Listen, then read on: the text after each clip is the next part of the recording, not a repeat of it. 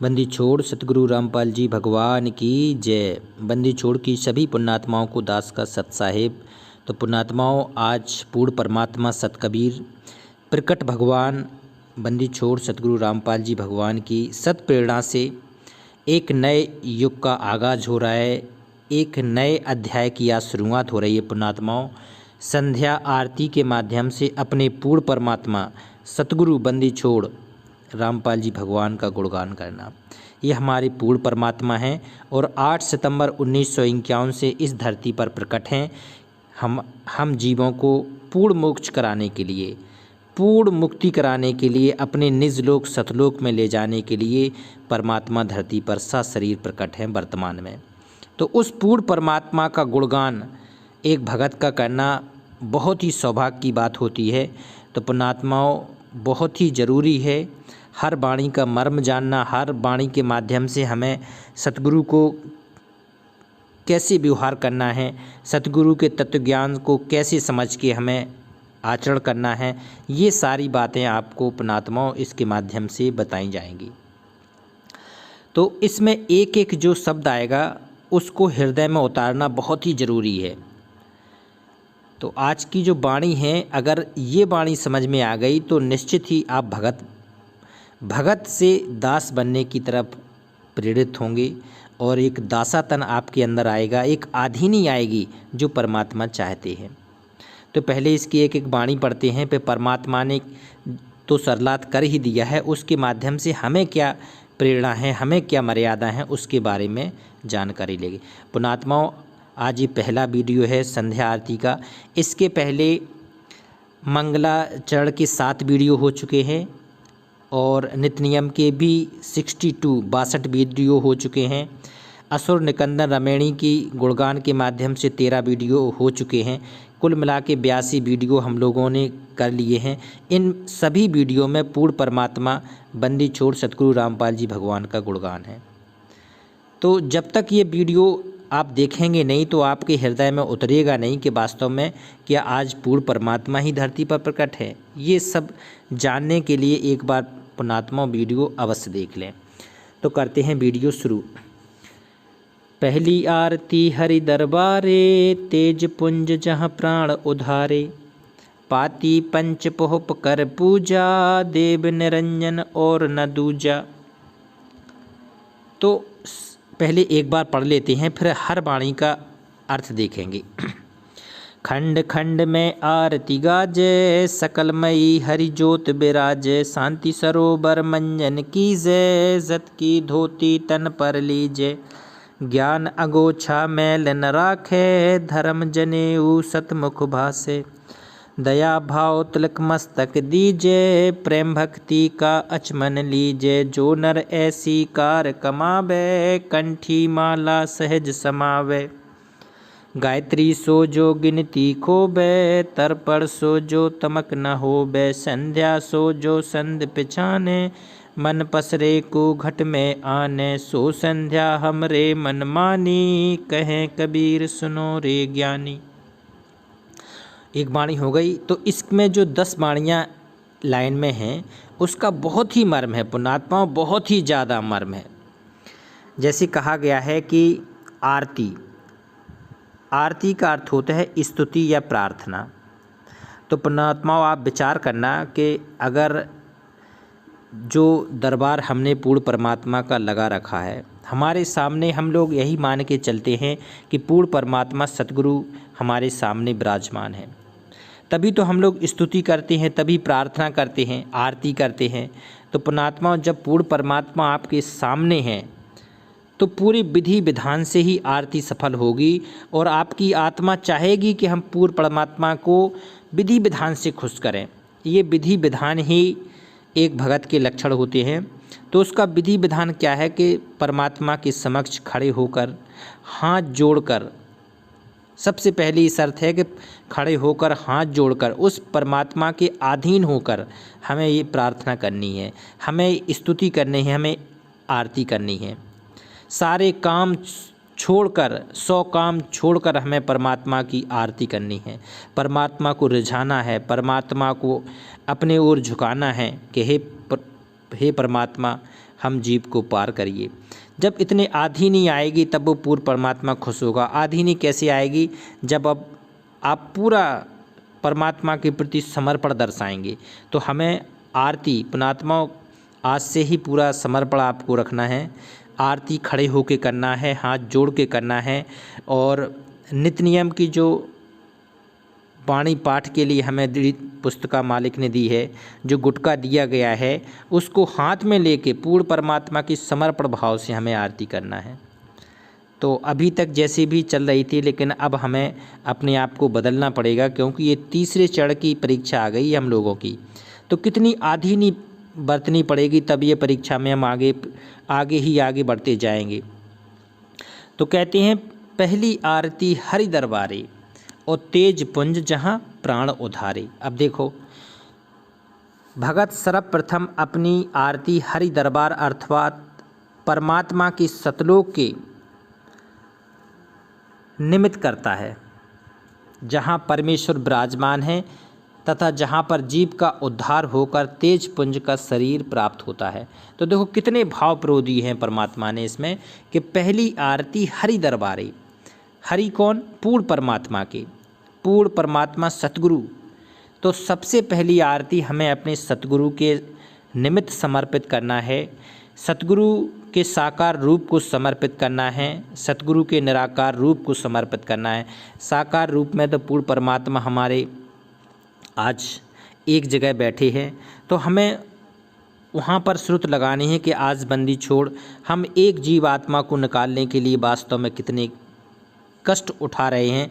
ये क्यों उठा रहे हैं? क्योंकि हम एक जीव भी सतलोक जाने के लिए तैयार हो जाए। और दूसरा, पूर्ण परमात्मा जो सतलोक में सत्य पुरुष के रूप में विराजमान है, तो हमें वहाँ भी श्रुत नृत्य लगानी है कि हे बंदी छोड़, जब हम शरीर छोड़ के जाएंगे, जब हमारे प्राण यहाँ से निकलेंगे, तो हमारा जो तेज पुंज का वहाँ शरीर मिलेगा मालिक आपकी सत्प्रेरणा से, 16 सूर्य के बराबर जो हमें शरीर मिलेगा तेज पुंज का, तो मालिक वो आपकी ही सत्प्रेरणा, आपके ही आशीर्वाद से हो सकता है। हे पूर्ण परमात्मा, इस जीवन को यूँ ही बढ़ाते रहना भक्ति मार्ग पर, यूँ ही आधी नहीं करे रहना, जिससे इसी जन्म में पूर्ण मोक्ष हो सके। तो ये सब बातें आधीनी से ही आएंगी। जब तक ये आधीनी नहीं बनेगी तब तक निश्चित ही वो बात नहीं बनेगी।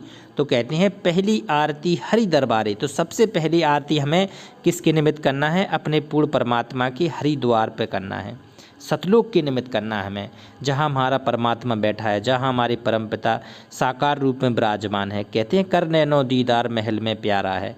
तब वहाँ पर हम लोग जब जाएंगे तो कहते हैं हंसा करत चौर सुर भूपा वो सत्य पुरुष दरबारा है। तो वहाँ परमात्मा ने बताया है कि जब आप अक्षर पुरुष के लोक को तज जाएंगे, सो हम हद तजी जब भाई और सत्य लोक की हद पुनि आई, तो वहाँ 16 सूर्य के बराबर हमारा शरीर मिलेगा। तो यही पढ़ाई तो हम लोग पढ़ रहे हैं। कहते हैं तेज पुंज जहाँ प्राण उधारे, जब हमारा प्राण का इस जीव का उद्धार होगा तो तेज पुंज रूपी शरीर मिलेगा। पाती पंच पोहप कर पूजा, देव निरंजन और न दूजा। देखो दूसरे जो लाइन है उसकी क्या है कि आरती करते समय आम तौर पर 5 ज्योतियाँ जलाते हैं पुण्यात्माओं। 5 ज्योतियाँ जो जलाने का विधान था वो ब्रह्म साधना तक का था। ब्रह्म साधना करते समय 5 ज्योतियों का विधान पुराणों में पाया जाता है, लेकिन हम लोग पूर्ण परमात्मा सतपुरुष सत कबीर की पूजा कर रहे हैं, जो आज सत कबीर पूर्ण परमात्मा सतगुरु के रूप में प्रकट है। तो यहाँ पर 5 ज्योति नहीं जलती हैं, एक खड़ी ज्योति जलाते हैं हम। परमात्मा ने हमें बता रखा है कि सतगुरु के पूजा के लिए एक खड़ी घी में, शुद्ध देसी घी में खड़ी दीप जलाते हैं। तो ये पूर्ण परमात्मा के निमित्त होता है। तो कहते हैं आरती करते समय आमतौर पर 5 ज्योति जलाते हैं। कहा है कि यह आरती 5 पातियों बत्तियों से, पुष्प आदि से परमेश्वर की पूजा करते हैं। तो ये उसमें पुष्प भी जलाए जाते हैं, 5 आरती भी जलाई जाती हैं। उसमें वो कुछ भी प्रयोग कर सकते हैं, घंटा भी प्रयोग कर सकते हैं। तो कहते हैं पोहप पंच पोहप कर पूजा, पाती पंच पोहप कर पूजा और देव निरंजन और न दूजा। लेकिन आज हमें कौन मिला है? ये पूर्ण परमात्मा देव निरंजन मिला है हमें। अर्थात माया रहित परमात्मा एक ही है, जिसको देव निरंजन कहते हैं। काल भगवान को अलख निरंजन कहते हैं, और देव निरंजन किसको कहते हैं? पूर्ण परमात्मा को। माया रहित परमात्मा कबीर साहब को, इसके अन्य कोई नहीं है। कहते हैं देव निरंजन और न दूजा, वो पूर्ण परमात्मा के अलावा और कोई भगवान नहीं है। तो आज जो सशरीर प्रकट है यही पूर्ण परमात्मा है, और यही सतगुरु रूप में पूर्ण परमात्मा हमें सतलोक लेके जाएंगे। आगे देखते हैं।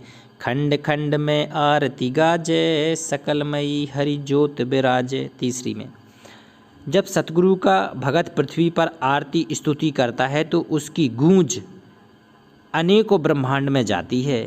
खंड खंड में, आज खंड खंड मतलब पृथ्वी पर आरती गाजे। जब ये पुण्यात्माओं, आज पुण्यात्माओं हम लोगों के लिए ये मालिक ने लिखी है कि आप लोग इतने अधीन होके, इतने समर्पण भाव से इस आरती को करें कि आपकी जो आरती की गूंज है ना, वो अनेक ब्रह्मांड में जाती है। कहती हैं ये तरंग रूप में सीधे सतलोक तक भी जाती है पूर्ण परमात्मा की ये समर्पण की आरती। तो जब सतगुरु का भक्त पृथ्वी पर आरती स्तुति करता है तो उसकी गूंज अनेकों ब्रह्मांडों में जाती है। तो पुण्यात्माओं अपनी आदत आज ही सुधार लें। जो ऑडियो में सुन के करते हैं या जो बैठ के करते हैं, बात करते करते आरती करते हैं, इससे पूर्ण परमात्मा सत कबीर बंदी छोड़ रामपाल जी भगवान बहुत दुखी हैं, बेहद दुखी हैं पुण्यात्माओं, बेहद दुखी हैं। खुश करने के लिए आपको समर्पण भाव से अधीन होके, खड़े होके आपको आरती करनी पड़ेगी। जब हम लोग पहले नकलियों की आरती खड़े होके करते थे, कोई ना कोई कहीं ना कहीं किसी देवी देवता या इष्ट या किसी गुरु से जो आरती होती थी तो आप लोग खड़े होके करते थे। फिर आज क्यों नहीं कर सकते? आज तो आपको साकार रूप में पूर्ण परमात्मा सत कबीर मिला है। तो पुण्यात्माओं, अगर आपकी आवाज़ उस पूर्ण परमात्मा के उस लोक पर नहीं पहुंच सकती, उस पूर्ण परमात्मा की तरंगों तक आपकी तरंग नहीं पहुंच सकती, आपकी शब्द ध्वनि जो आपकी कसक है, जब आप पूर्ण परमात्मा की कसक से नहीं मिल सकती, तो सतलोक जाना तो बहुत दूर की बात है। ये आरतियाँ ही हैं, ये गुणगान ही हैं, ये स्तुतियाँ ही हैं जो हमें पूर्ण परमात्मा के निज लोक में एक दिन ले जाएंगी। ये मंत्र भी हैं, तो ये बहुत गहरे हैं, बहुत ज़्यादा काम करते हैं अपने अंदर सुधार करने के लिए। तो कहते हैं जब सतगुरु का भगत पृथ्वी पर आरती स्तुति करता है तो उसकी गूंज अनेकों ब्रह्मांडों में जाती है, अनेकों ब्रह्मांड में। तो पुण्यात्माओं, ये गलती जो आप कर रहे हैं आज से बिल्कुल त्याग दो। सब जगह परमात्मा की ज्योति अर्थात प्रकाश उपस्थित विराजमान है। भावार्थ है कि परमात्मा की शक्ति सर्वव्यापक है, पूर्ण परमात्मा की शक्ति सर्वव्यापक है। कहते हैं खंड खंड में आरती गाजे और सकलमयी हरि ज्योत विराजे। उस पूर्ण परमात्मा की ज्योत हर जगह है। तो आज से पूर्ण परमात्मा की आरती समर्पण भाव से करनी है पुण्यात्माओं। आगे देखते हैं चौथा। शांति सरोवर मंजन कीजे, जत की धोती तन पर लीजे। जत की धोती तन पर लीजे। देखो, शांति सरोवर मंजन कीजे, बहुत इसका गूढ़ अर्थ है पुण्यात्माओं। आज का भगत इस लाइन पे फिट नहीं बैठ रहा है, बिल्कुल भी फिट नहीं बैठ रहा है। कहते हैं कि शांति सरोवर मंजन कीजिए। एक भगत को कैसा होना चाहिए? सतगुरु ने यहाँ बताया है कि शांति प्रिय होना चाहिए। शांति, यह उसका सरोवर स्नान है, शांति सरोवर। तो शांति क्या होती है? कहते हैं कि आबत गारी एक है, उल्टा होए अनेक, कहे कबीर ना उलटिए वो रहे एक की एक। तो इसके माध्यम से कोई कैसी भी बात हो, कितनी ही कड़वी बात हो, तो हमें शांति से सुनना है और विचार करना है पुण्यात्माओं कि हम पूर्ण परमात्मा सत कबीर के भगत हैं, बंदी छोड़ सतगुरु रामपाल जी भगवान के शिष्य हैं। तो हमें कितना आधीन और कितना शांत रहना चाहिए, कितना मौन रहना चाहिए। मौन की भाषा जो है ना, ये विलक्षण है, इसका कोई भी काट है ही नहीं। जो मौन रहता है ना, कम बोलता है, पूर्ण परमात्मा वास्तव में उससे बहुत खुश रहता है। क्योंकि मौन रहेगा, कम बोलेगा तो किसी की निंदा भी नहीं करेगा। निंदा महापाप है। पूर्ण परमात्मा के इस भक्ति मार्ग में निंदा महापाप है। तिनके से लेके, तिनका सबसे छोटी चीज़ बताइए पूर्ण परमात्मा ने, तो कहते हैं तिनका कभू न निंदिए और पाँव तले जो होए और कभू और आँखों पड़े तो पीर घनेरी होए। तो तिनका भू नहीं निंदना है और गुरुद्रोही को भी नहीं निंदना है। अगर सतगुरु आपके सामने किसी को स्पष्ट भी कह देना, स्पष्ट भी कि ये अमुक व्यक्ति गुरुद्रोही है, तो उसकी भी निंदा नहीं करना है, सपने में भी नहीं करना है। हम लोग 64 लाख इसलिए फेल थे क्योंकि परमात्मा ने जब परीक्षा ली कहा कि ये गुरुद्रोही है, तो हम लोग दिल खोल के उसकी निंदा करने लगे थे। लेकिन निंदा तो शब्द आना ही नहीं चाहिए, क्योंकि सबका अपना अपना संस्कार होता है, सबके अपने अपने भाग होते हैं। किसी को इसी जन्म में साधना करके पार होना है, तो किसी को लाख जन्म बाद भी नहीं होना है। तो ये उसके संस्कार हैं। तो कहते हैं शांति सरोवर मंजन कीजिए। तो भगत कैसा होना चाहिए? पुण्यात्मा शांति प्रिय होना चाहिए। यह उसका सरोवर में स्नान है, अर्थात शांति रूपी सरोवर में मन का मंजन सफाई करना चाहिए। यहाँ पर परमात्मा ने कहा है कि आपका जो मन है ना, इधर उधर घूमता है, मन भक्ति में लगता ही नहीं है, परमात्मा की पूजा में लगता ही नहीं है, नित्य नियम करने में उसका मन ही नहीं लगता है, असुर निकंदन रमैणी करने में मन ही नहीं लगता है, परमात्मा की आरती आधीन भाव से खड़े होकर करता ही नहीं है। तो ये क्या है? इसको मन को लगाना है आप। तो ये शांति सरोवर मंजन कीजिए, अर्थात शांति रूपी सरोवर में मन का मंजन सफाई करना चाहिए। और जत की धोती तन पर लीजिए। जत की धोती शरीर पर धारण करें। पुण्यात्माओं, जब तक आप जति नहीं बनेंगे, जब तक जत की धोती शरीर पर धारण नहीं करेंगे, तो वो पूर्ण परमात्मा की भक्ति मार्ग में अभी आप चल ही नहीं रहे। तो ये जति बहुत ऊंची क्रिया है। कहते हैं कंद्रब जीत उदित योगी सटकर्मी यो खेल है, और अनभय मालन हार गूदे ये श्रुत नृत का मेल है। जब तक आप जति नहीं बनेंगे, परमात्मा ने 2 प्रकार के जति बताए हैं। कैसे? भावार्थ है, यदि विवाह हुआ है तो अपनी पत्नी तक सीमित रहने वाला जति कहलाता है, जिसकी भी आज हम सभी लोग लगभग विवाह संबंध करते हैं, तो अपनी पत्नी तक ही सीमित रहने वाले, संबंध रखने वाले जति कहलाते हैं। और संबंध भी कुछ ऐसे होते हैं केवल एक लिमिटेशन संबंध तक, समय तक ही संबंध रखते हैं, तो एक उस प्रकार के भी जति होते हैं। एक हनुमान जी जैसे जति होते हैं जो शादी भी नहीं करते और आजीवन स्वप्न में भी किसी महिला के प्रति भावना उत्पन्न नहीं करते हैं, तो वो उच्च लेवल के जति हैं, हनुमान जी जैसे महावीर। तो यहाँ क्या बताया है कि भावार्थ है कि यदि विवाह हुआ है तो अपनी पत्नी तक सीमित रहने वाला जति कहलाता है। उदाहरण दशरथ पुत्र लक्ष्मण का विवाह जनकपुरी में श्री राम जी के साथ ही हुआ था। भरत का भी विवाह एक साथ ही हुआ था। लक्ष्मण की पत्नी का नाम था उर्मिला तथा भरत की पत्नी का नाम था मांडवी। विवाहित होने के पश्चात भी लक्ष्मण जी जति कहलाए। कहते हैं जति सती का जोड़ा और जीवन में ना रहे तोड़ा। तोड़ा मतलब होता है कमी। तो देखो पुण्यात्माओं, विचार करना होगा कि किस लेवल के जति भगत थे लक्ष्मण और भरत। भाई अपनी पत्नी को राजमहल में छोड़कर भाई और भाभी सीता, तो अपने भाई को पिता समान और भाभी को माँ समान मानने वाला लक्ष्मण 14 साल के लिए अपनी पत्नी को कहाँ छोड़ गया था? राजाओं के महल में अकेला छोड़ गया था। ऐसा त्याग, ये जति नहीं, उच्च लेवल के जति थे। और वो सती, कहते हैं जो पत्नी थी ना लक्ष्मण की उर्मिला, वो सती थी, वो बहुत ऊंचे लेवल की भगत थी।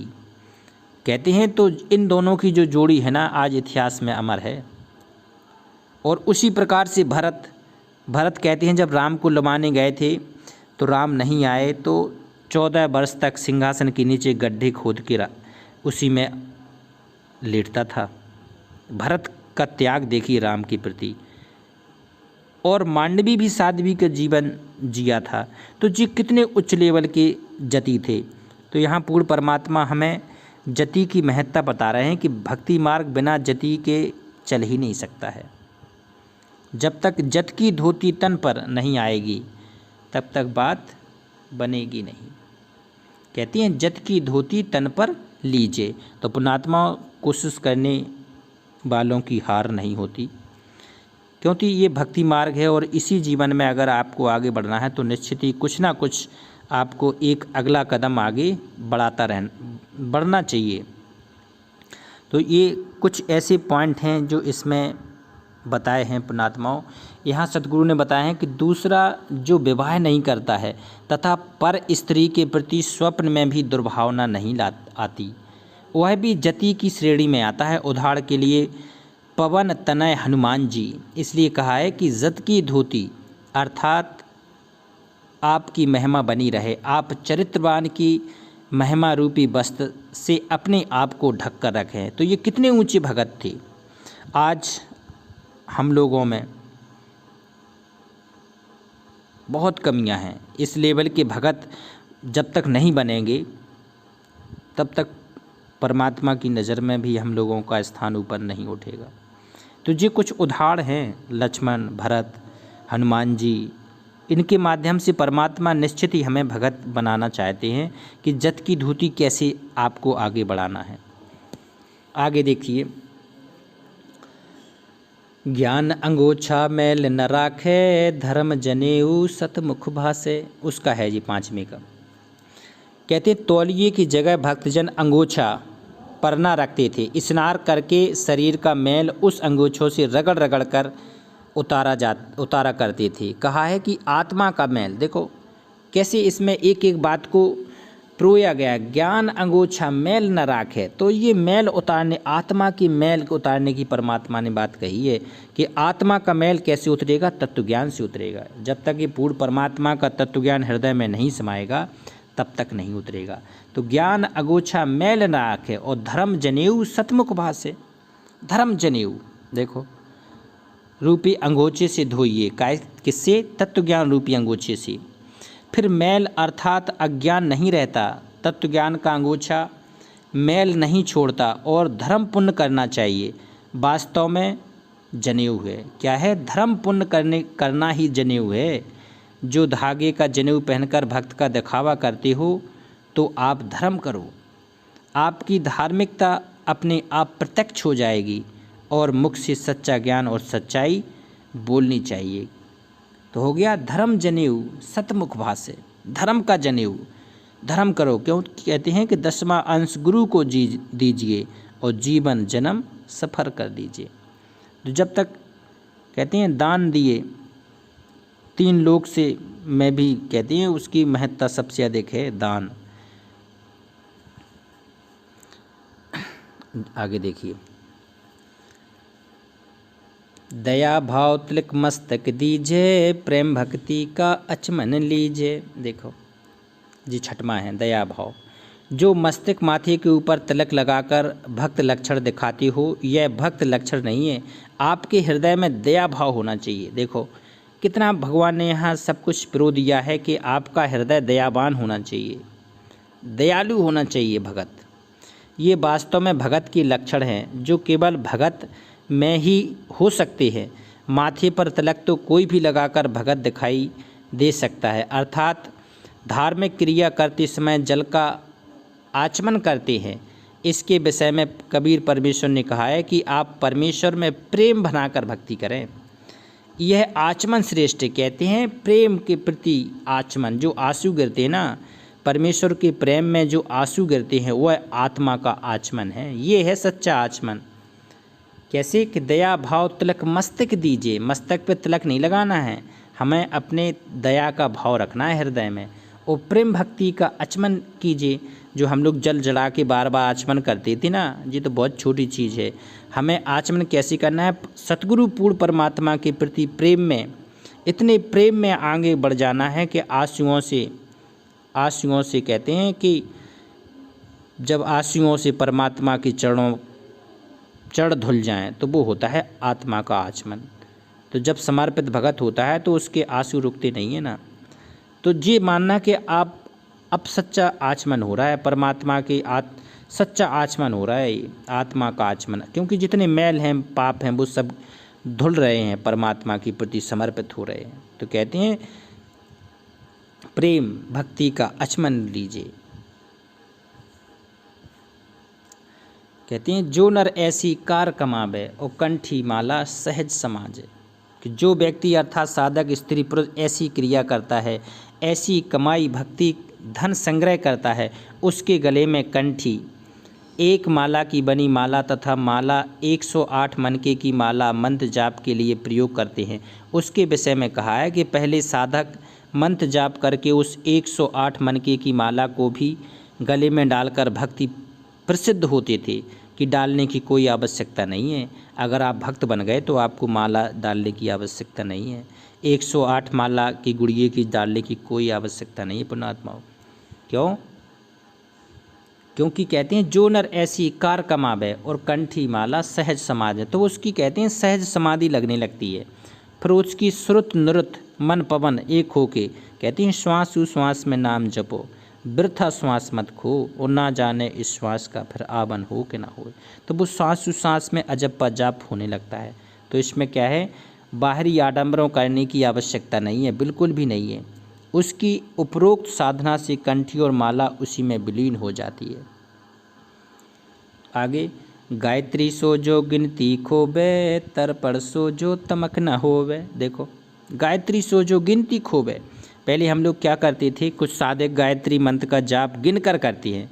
बताओ, ये भी कोई भक्ति हुई? अरे परमात्मा की भक्ति में तो गिनती ही भूल जाओ। जो गिन के भक्ति करते हैं कि आज हमने 108 माला कर 108 पूरी माला कर ली, 108 कर ली, तो उस वो भगत है नहीं अभी। कहती हैं गायत्री सो जो गिनती भूले खोबे। तो इसमें पूर्ण परमात्मा की भक्ति में तो निरंतर जाप चलता है, इसमें गिन के काम नहीं चलता कि हमने 108 माला की 4 माला फेर ली सटासट। इससे कोई मतलब नहीं है। कहते हैं कि 1 लाख मंत्र जाप का अनुष्ठान करूँगा और तर्पण स्नान करके मोक्ष मानते हैं। उनको कहा है कि परमात्मा की भक्ति की सफलता उसमें है जो अनगिनत जाप करता है, तथा वास्तविक तर्पण वह है जिसमें क्रोध नहीं है। क्रोधी व्यक्ति तो भगत है ही नहीं है। कहते हैं कामी क्रोधी लालची इनसे भक्ति ना होए, और भक्ति करे कोई सूरमा, जाति वर्ण कुल खोए। देखो 6 चीज़ें इकट्ठी परमात्मा ने एक वाणी में डाल दी। तो क्या कहा गया है यहाँ पे कि गायत्री सोजो गिनती खोबे, और तर्पण सोजो तमक न होबे, और संध्या सोजो संधि पिछाने, और मन पसरेकु घट में आने। तो संध्या, देखो यहाँ पर पुण्यात्माओं ये ध्यान रखना है कि 3 टाइम की जो हमारी आरतियाँ होती हैं उसका इसमें टाइम टेबल क्लियर परमात्मा ने लिख दिया है। संध्या का अर्थ है 2 समय का मिलन, जैसे सुबह, रात्रि और दिन की संधि, और दोपहर दिन का पूर्व भाग तथा दिन के पिछले समय का मिलन दिन के 12 बजे, इसे दोपहर कहते हैं। तो जब रात, देखो कुल होते हैं 8 पहर का दिन रात होता है। अनुमम 4 पहर का दिन और 4 पहर की रात्रि होती है। सुबह से दिन के 12 बजे तक दिन के 2 पहर बीत जाते हैं। 8 चौको 8 3 24, 3 घंटे एक पहर में होते हैं। तो 12 बजे तक दिन में 2 पहर बीत जाते हैं। इसको पूर्वार्ध अर्थात दोपहर कहते हैं। इसे चढ़ता दिन भी कहते हैं। फिर दिन ढलने लगता है, उसके बाद दोपहर कहते हैं। दिन का उत्तरार्ध भी कहते हैं, दूसरी संधि है। शाम को दिन और रात्रि की संधि तीसरी संधि कहते हैं। इसलिए 3 ही संध्या आरती की जाती है। प्रचलन में केवल शाम की आरती को संध्या आरती कहते हैं। यह लोक वेद से प्रसिद्ध है। तो हमारे यहाँ पे तीनों आरतियाँ करनी है समर्पण भाव से। ये लोक वेद नहीं चलेगा कि 2 छोड़ दो, एक आरती कर लो। भावार्थ है कि संध्याओं का वास्तविक अर्थ है परमेश्वर से संधि, मित्रता करना। देखो आरतियाँ हम क्यों करते हैं? पूर्ण परमात्मा से संधि मिलाने के लिए, पूर्ण परमात्मा से मित्रता करने के लिए। उसके लिए मन जो संसार की चाह में पसरा फैला है उसको घट अर्थात भक्ति करते समय शरीर में लाएं। वेद में 3 समय परमात्मा की स्तुति को कहा गया है। तो पुण्यात्मा क्या है? तो जैसी रात खत्म होती है और सुबह से स्टार्ट होती है, तो समझो 5 साढ़े 5 बजे ही सही समय है सुबह का, जिस समय हमें नित्य नियम आपको पढ़ के करना है। आधीन भाव से बैठ के या खड़े होकर करना है। खड़े होकर कर सकें तो ये अति उत्तम की कैटेगरी में आता है, समर्पण भाव की और आधीनी की सीमा में आता है। तो ये समर्पण बनाए रखने के लिए आपको आधीन भाव से ही आरतियाँ करनी है। दूसरा, आपको दोपहर 12 बजे के बाद दूसरी संधि स्टार्ट होती है, तो 12 बजे और 2 बजे के बीच में आपको कर लेना चाहिए। किसी कारण बस इधर उधर हो जाए तो कोई बात नहीं। शाम के संधि के समय जैसे दिन डूबने लगता है और थोड़ा अंधेरा होने लगता है, तब आपको संध्या आरती बड़े भाव से करना है। तो ये वेद में भी इसी प्रकार की कहा गया है। जो संध्या हमरे मनमानी, कहें कबीर सुनो रे ज्ञानी। देखो, परमात्मा ने स्पष्ट कह दिया है, परमेश्वर कबीर जी ने स्पष्ट किया है, ऐसी संध्या करना हमारे मन को मान्य है। कबीर जी कहते हैं, सुन ले रहे विद्वान, अर्थात जो इसके अतिरिक्त विधि से आरती करते कराते हैं वे विद्वान प्रसिद्ध हैं। उनको संकेत किया है, अन्यथा ज्ञानी को ज्ञान देने की क्या आवश्यकता होती है। देखो, परमात्मा ने उसी को महाविद्वान कहा है जो इस प्रकार से तीनों आरतियाँ समर्पण भाव से करता है। तो पुण्यात्मा, ये कितनी आधीनी की ज़रूरत है इस मार्ग में, कितनी समर्पण की आवश्यकता है इस मार्ग में, कितनी दासतन की ज़रूरत है, कितने प्रेम की ज़रूरत है, ये सब आपको समझ में आ गया होगा। तो पुण्यात्मा, ये निरंतर मालिक का गुणगान चलेगा संध्या आरती के माध्यम से, क्योंकि ये पूर्ण परमात्मा आज प्रकट है।